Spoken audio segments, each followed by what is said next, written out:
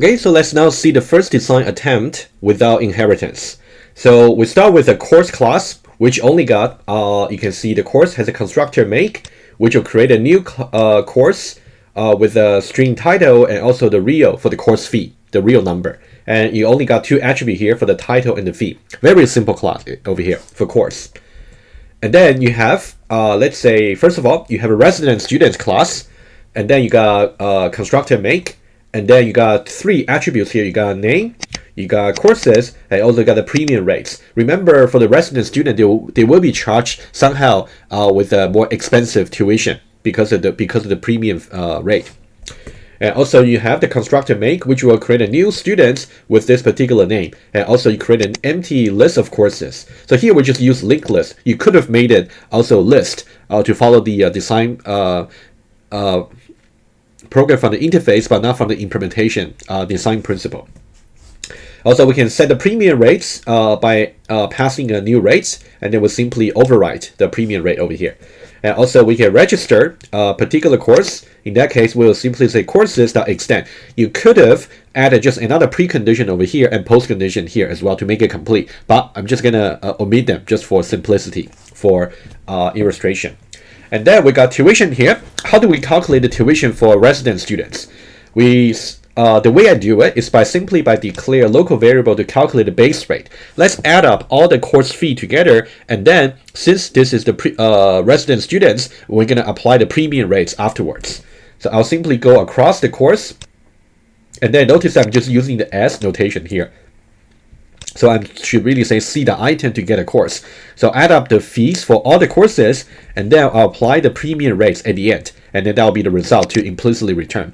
Okay, so that's a very simple resident students class. So now before I move on, how am I going to design the non-resident students class accordingly? For the non-resident students class, it'll be very similar to this, except that we're using a discount rate rather than premium rates. Let's take a look. So we have non-resident students, and also we have a constructor, and then we got the three attributes, except that now we are talking about discount rate rather than premium rates. And then we got make the constructor, and then we got initialize the students, and then we have the set discount rate as opposed to set premium rates. And we got register, okay, register just the same as before.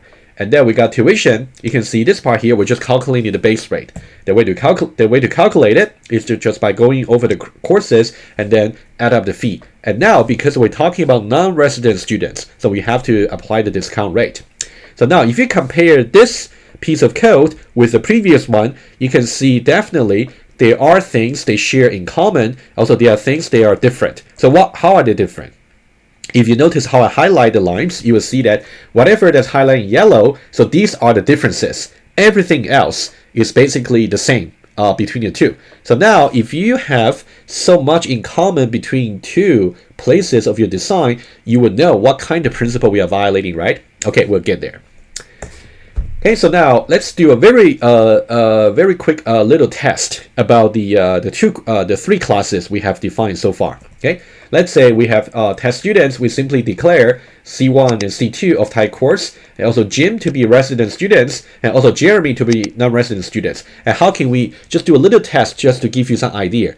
Okay, and then we'll more or less study the same simple scenario throughout the lecture actually. Okay, let me just move on to iPad. So I'll just put these two classes over here just to remind us in case we need to go back to look up the definition for attributes or routines. So this is the test that you just saw. So we have already declared these variables. We got C1, C2, we got Jim, we got Jeremy, right? These variables. So now let's try to initialize them quickly just so you can see how exactly the runtime looks like. First of all, let's go for this line here. We're just creating a new course, C1, over here. So C1 is basically going to point to a course objects over here. And then remember, for every course, you actually got, I don't have the course over here, but you got title and you got a fee. So we got title, and also you have the fee. And now for the title, it's pointing to EECS 2030, and also for the fee it's 500. Okay, that's C1. And C2 will be very similar. Okay, if you look at C2 over here, it's simply just for 3311. Okay, so now for C2, I'll just draw that very quickly. So C2 also is pointing to a course objects. And then we also got title and the fee. So now title will be EECS3311. EECS3311. And also the fee will be just the same, also 500. So we have two courses. And then let's now create the two different kinds of students. Let's first try for Jim. You can see for Jim, he was declared to be resident students, meaning that when we create Jim, let me create Jim over here. So I can say Jim is now going to point to an object of type resident student. I'll say RS. It's a common acronym I'm going to use throughout the lecture. RS for resident students. And then remember, for every resident student, for Jim is resident student, right? For every resident students over here, we're going to get three attributes. We got name, courses, and premium rates. So we got name, and also premium rates, and also courses. I'll say CS for short. Okay, so these are the three attributes. So for the name, it's going to be J Davis. J Davis over here. And then for the premium rates, initially it will just be 0.0 by default. So in the constructor, we don't really set it. And then for also remember, in the constructor over there, we say that we're going to create a courses.make. It's going to be empty, right? So now in the beginning, you can think about it's simply just pointing to just nothing, but it's not really void. It's just empty list. Okay, and then the next line will simply set the premium rate to be 1.25. So now rather than 0.0, it's going to be 1.25 over here. And then we're going to do Jim.register and also Jim.register C1 and C2. That's what we will do, right? So now what we will do is, so now when we say register C1, so that means the linked list is going to grow by size 1. And then it's going to point to C1 over here. And then when we register for C2, we're just going to have another link node over here, index 2. And that one there is going to point to C2 over here. So after these two registration, we're going to get two courses. So now if you say Jim.courses.count, it's going to give you 2. And now what about when we try to calculate Jim.tuition over here? So according to the definition here, we're first of all going to calculate the base rate by going through the courses and add up their fee. Okay, we're just going to go over this particular courses list, and we got two iterations. The first iteration, we're going to go for this particular course, and then it's going to be 500. And then the second iteration, we're going to go over to this particular C2 courses, and that one is also going to be 500. So eventually we're going to get 1,000. However, 1,000 is only the base rate, and the result is going to be the base multiplied by the premium rates. What's the premium rates? The premium rate that we have set up is 1.25. So 1,000 times 1.25, that is why you will see 1,250. Okay, so you can see this one really works. Okay, then the source code has been made available to you. You can also play with it. Okay, so hopefully you can see how the first student has been set up and tested. So let me do the second one very, very quickly for you, so you can really have completion. Okay, for the second one, let me just use orange. So when we say creates Jeremy, so Jeremy is actually declared to be non-resident students. So it's a completely independent class over here. So what we'll do is we're going to say Jeremy is going to point to a different class. It's non-resident student class. So that's also a common acronym I'm going to use throughout the running example. For non-resident students, according to our definition over here, you're going to have name, courses, and discount rate. So what I will do is I'm going to put it here. So we have three attributes here. We got name, discount rate, DR, and also the courses, CS. Okay. So now the name will be J Gibbons. So that's going to be J Gibbons. And then for the discount rate, initially it's going to be 0.0. And also for the courses, according to the definition, you can see, even though these two lines of code, they are completely independent. However, they're just duplicates, right? So now if you want to extend, if you just want to, so we highlight the wrong line. It should be this one here. So to initialize the non-resident students objects, you got to create empty list of courses. Okay, and then so this will be in the beginning pointing to an empty, not void. Again, let me emphasize. So we're going to set the discount rate to be 0.75. Okay, 0.75, and then register C1 and C2. Okay, very similar procedure as before. So now if you register C1 over here, so now the first node, index 1, is now going to point to C1 over here. Let me just do a little bit better. So that one there is going to point to C1. Okay, and then when we register for C2, so we're going to just grow the node by, so let me just fix this a little bit. Okay, so the first one is going to be like this, and the second one is going to be C2. So this will be pointing to basically like this. Okay, so that's the second course. So now you can see 1 and 2. You can pretty much see this aliasing over here. For example, if you try the following, if you try Jim.courses at position 1 equals Jeremy dot courses at position 1. If you use the equality to compare their references, it should be true because they're really referring to the same objects, right? So that's also something you were supposed to know from the previous OOP course. So now you can see this is pointing to the same objects as this one here. So they are really pointing to the same object over here, just the same. Okay, that's easy. And then how do you calculate tuition? Well, the same as before. You're just going to go over 1 by 1, and then you will actually get 500 plus 500, 1,000. But now, according to the definition for calculating tuition for non-resident students, you have to apply the discount rate over here after you calculating the base. So what will be the discount rate? As we have set up, it's going to be 0.75. So that's why you will see over here, 750. Okay, so this one also works.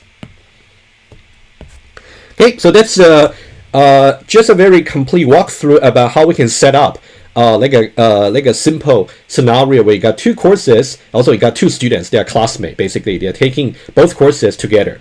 And then we haven't really put the student management system class in the context just yet, but we will do that maybe a little bit later.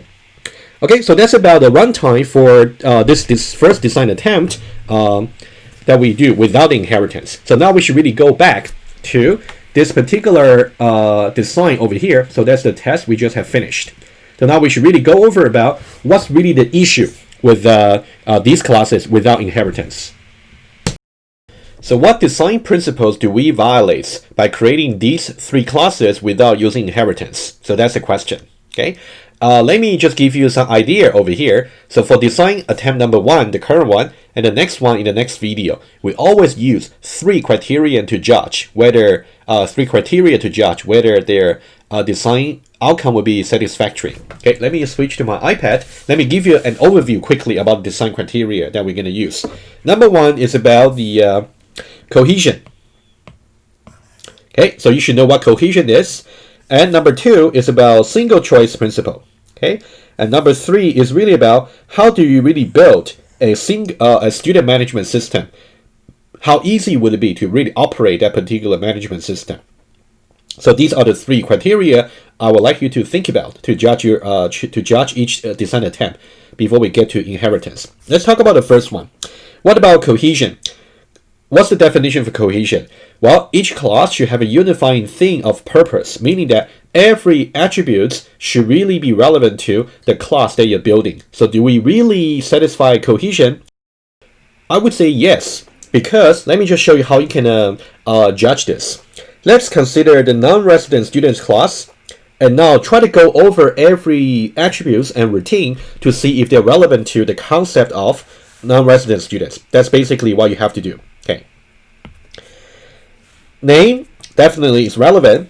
Courses is also relevant, and discount rate for sure is relevant because the non-resident students tuition will be calculated according to the discount rates. And also constructor set discount rate and register, and also tuition is also relevant. So every attribute and routine is relevant to that concept. Similarly, you can also try to go over the class of resident students. In this case, let me just draw a little bit better. So resident students over here, and now you can go over name, courses, and premium rates specifically. Of course, premium rates also relevant to resident students only. And then you got make, set premium rates, register tuition. They're all consistent with the unifying thing of purpose for resident students. If somehow I actually put also discount rate in the context of this class, I can claim that I'm violating cohesion, but it's not the case over here, so I don't have to, right? So, okay, that's about how you can judge the cohesion. So the answer is cohesion is actually good. It is satisfying. So later on, whenever you declare any classes on your own for your ETF projects, how do you judge whether cohesion is really satisfied? Go over every feature in your class and try to see if there really is relevance to the class you're defining. That's the only way to judge. Okay. So now let's talk about a second principle over here about single choice principle. Okay. Hopefully you can already see. I already gave you a little bit hints when I was presenting the code, but let's just give you a little bit more idea. Okay. Whenever you want to judge, you want to claim that if some design actually satisfy the single choice principle, you have to think about basically some change that's going to happen to your design. Every time you want to judge about the validity of a design, always think about what kind of change you can make to the design in the future. For example, you might want to think about, so what if a new kind of students is actually introduced into the system? And also, what if we change on the registration policy, right? For example, right? So now you want to think about these two possible changes. There might be other possible changes you can use to justify, but at least we can try these two. I believe in the slides, I got another different example to show you, okay? Why don't we try these two? But before that, I would like to just review very quickly what single choice principle really is. That's a very important design principle for you to know. Okay, if we go back to the slides, so that's basically the same question I'm asking, right? So the code of the two student classes share a lot in common. So every time you got duplicates, that means your design smells. So you got to be careful. So duplicates of code made it hard to maintain your software. I'm going to illustrate to you in just a moment. So this means that whenever there's a change, for example, of the policy, it is a change on the common parts, we need to modify more than one places over here. For example, you might change the registration policy, you might change the calculation policy for your tuition, right? What if a change you introduce? You're going to modify multiple places.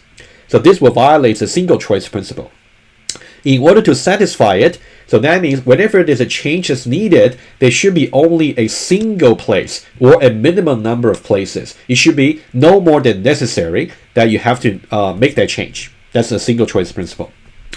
Okay, so now what about our particular design attempt over here? Does it really satisfy single choice principle? Apparently not, because we already showed you we got lots of duplicates over there, right?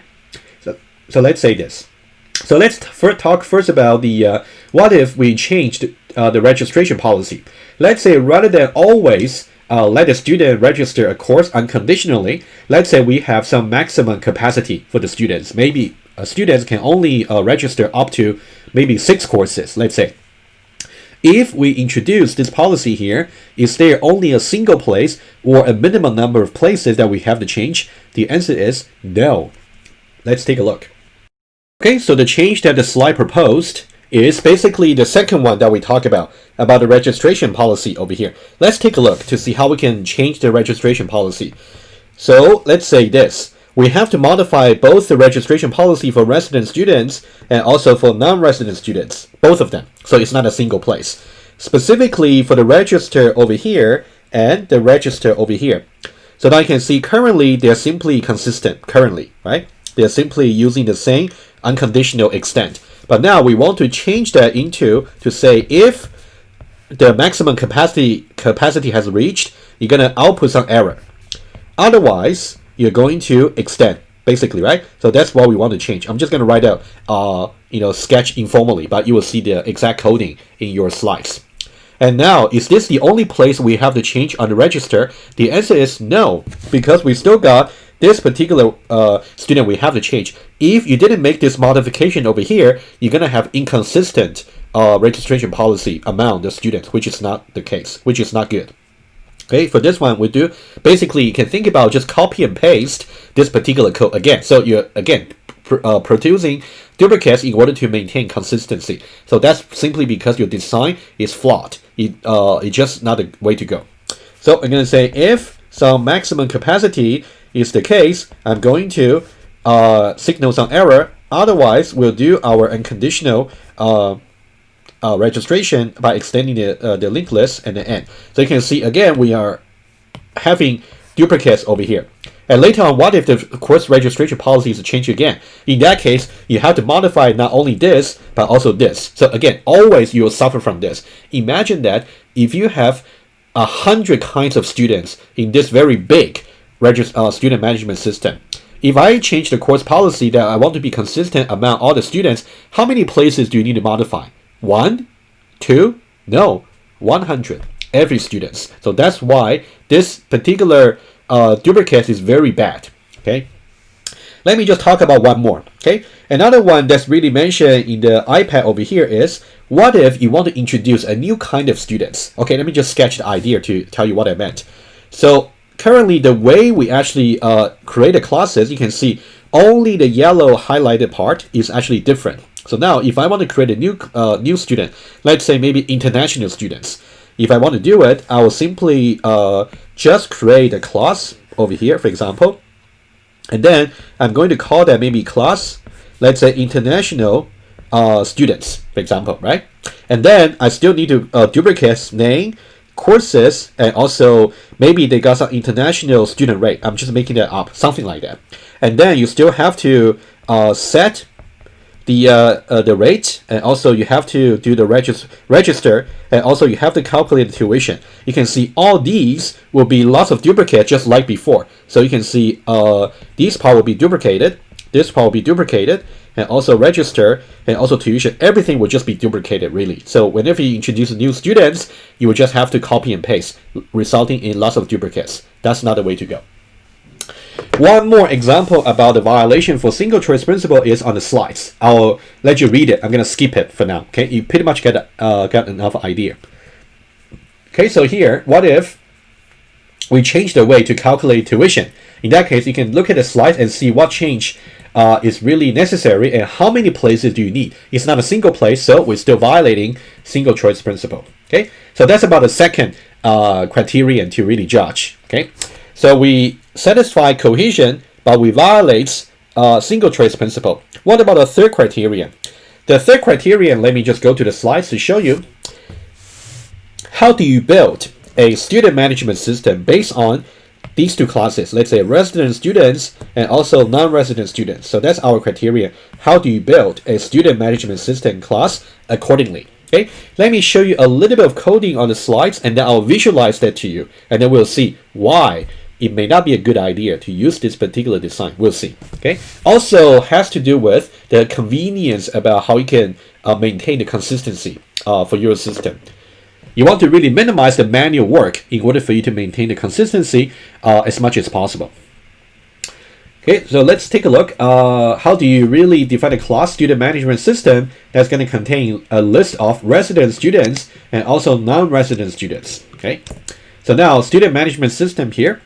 So the only way to do it, well, I shouldn't say only way. I would say the most straightforward way to do it would be you need a one list of resident students, and also you need one list for non-resident students. In that case, whenever you want to do anything specific to resident students, you actually go to this list. Whenever you want to do anything that's specific to non-resident students, you will go to this list. You might be thinking, what if I have a linked list of any, A-N-Y? So that's just like doing a list of objects in Java. I would say that makes the storing of objects into your list very easy. However, it will make the retrieval incredibly tricky. Let me just mention briefly. I'll talk about this when I talk about generics later.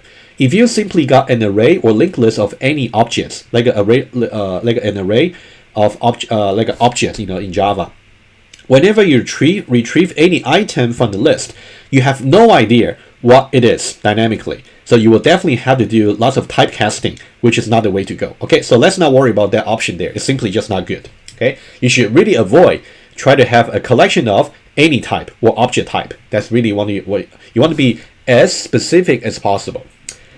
Okay, so we got these two lists, and then we got add resident students. You can see the parameter is simply just the type we expect, and also add non-resident students, and also we got register all. Let's say there is a common course that we want all the students to register into. In that case, how many loops do we need to write? Is it possible to write a single loop that is going to really going to register the course into two lists of students? Not really, right? You need two loops.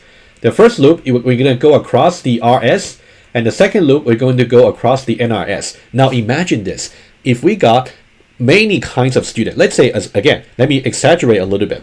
For a very big student management system, what if we got 100 kinds of students? In that case, I would need 100 different linked lists over here, and then I will need 100 different commands over here to add into each corresponding kind of students. And also I will need 100 different across loop over here to really extend the course into that particular category of student. That's not really the way to go. It would be very nice to have, number one, we don't want to use an array of or a list of any, number one, because we want to avoid unnecessary typecasting.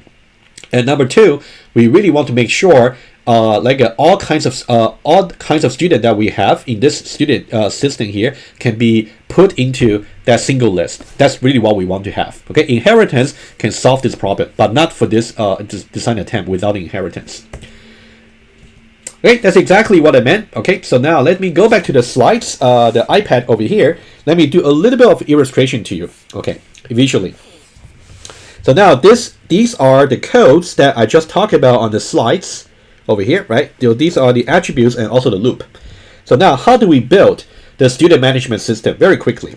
So now let me remind you there. So this is the visualization we had from the previous student test, right? We actually got one student here, and also the common two courses they are taking. So now you want to imagine how it looks like for the student management system at the runtime. Let's finish that as well, because that will be also useful later when we talk about other aspects for the inheritance. So now I'll just tell you the lines you should really look into.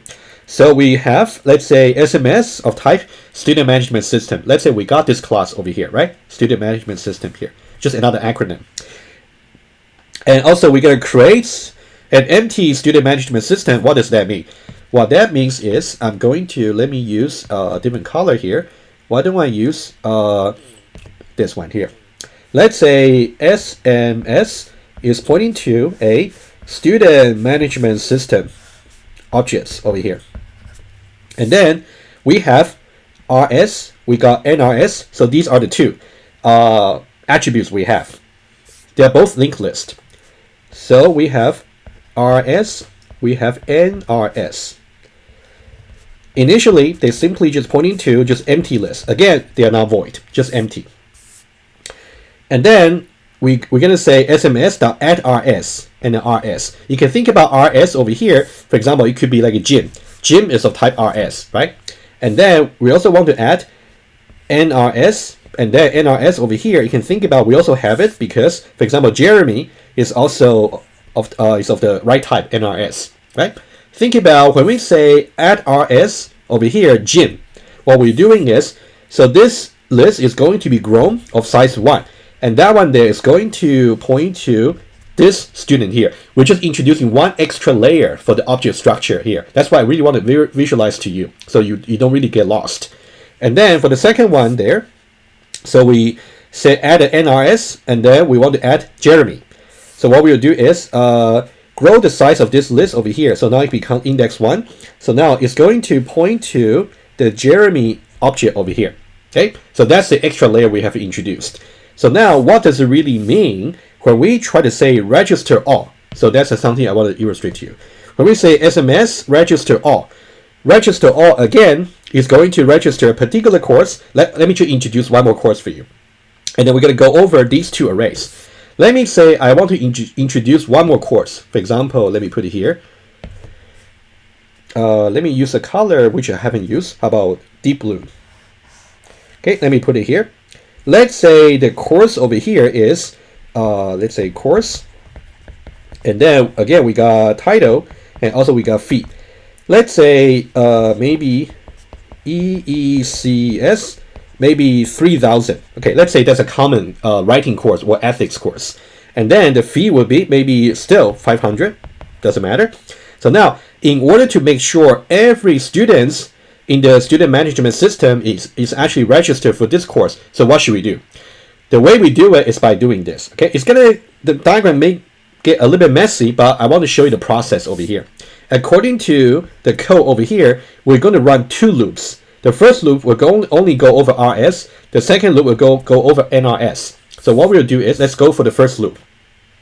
The first loop over here is going to go over, let me just use green. Go over RS, and then we're going to go over this particular one. Okay, so that one there is only going to have just Jim. That's the only students. And then for that particular student, we're going to call the register routine or register command on that, meaning that we're going to register Jim for this particular course. What that will do is, it's going to create just another course over here. So it's going to be number 3. And that one there is going to point to, okay, I'm going to go across the boundary, unfortunately. So that one there is going to point to this course over here. Okay, and then what about, so that's it, because we only got 1 student. There's only 1 student we have to worry about for RS. There's only 1 object. But you can imagine, in a realistic system, it can be much more sophisticated, right? Let's do the second loop. So that's only done by the first loop. So now for the second loop, let's say we want to do register for every student in the NRS. So now for NRS, it's pointing to this particular linked list, and currently it's only pointing to just Jeremy. So that's the only NRS student objects. In that case, we're going to add maybe just another link node over here, right? So that will be index 3. And now we're going to add it to this particular course over here. Okay. So now you can see for Jeremy and Jim, they're still classmates, but now they're just being added to one more course, the third one. Okay. So that's about, in order to do this, you have to go over the 2 linked lists over here, linked list number 1 and linked list number 2, simply because we got 2 kinds of students, RS versus NRS. Okay, so hopefully you can see that, and that's really unnecessarily inconvenience. It would be very nice if there's only a single array or single collection for us to really go over the registration policy, and you can only do it with polymorphism that's supported by inheritance, which we'll get into eventually. So always remember about this particular runtime structure here. We'll improve it later by reducing the size of the number of linked lists over here from 2 into just 1, or from n, depending on how many kinds of student you have, n kinds into 1. Okay, let me go back here, and then I think that's about the end of the first attempt. And then in the next video, I'm just going to talk about, in my iPad, briefly about a second possible attempt that people always also tend to think about, even if they know about inheritance. They might still do it without inheritance. I'll talk about it in the next video.